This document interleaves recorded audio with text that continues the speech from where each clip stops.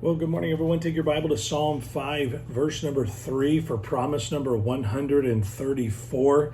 And let me just get it out there to you. God promises that He will hear our voice when we call to Him in the morning. Now, before you get all bent and say, I do all my calling on Him in the evening, I don't think He means that if you don't talk to Him first thing in the morning, like if you don't have your devotional time, your Bible reading, and your prayer time, the very first thing you do in the morning, that He just won't listen to you for the rest of the day.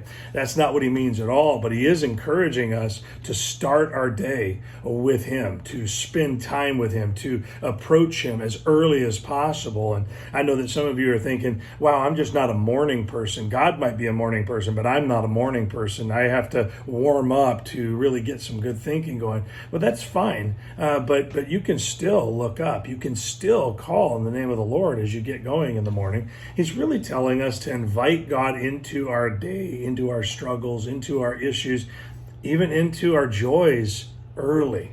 Don't wait to invite Him in, especially when we're having some difficult moments. We don't want to invite Him in as the last resort.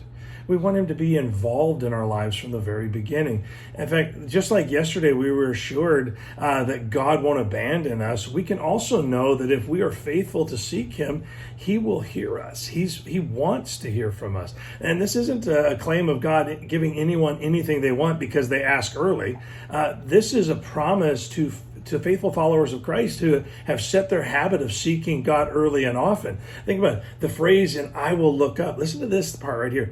Is a testimony of the person praying, seeing God for who He really is. I think that if we think of Him as someone that owes us things, if we think of Him as someone, well, if all else fails, I'll try God and see if I can get something out of Him.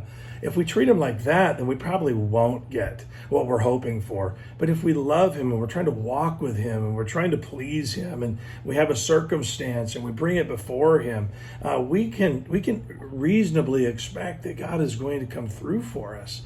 We need to recognize that this whole idea of looking up is an indication of our understanding of who He is, that He is not like us, He's not equal to us, but just a little bit more.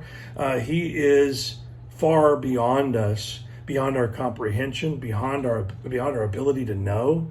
And so we need to look to Him in a worthy manner. Looking up is really a statement about worship, that we're not just praying because we messed up our lives and we want Him to fix it.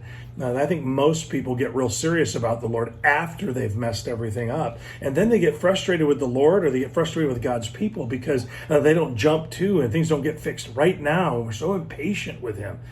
God is telling us to get Him involved early.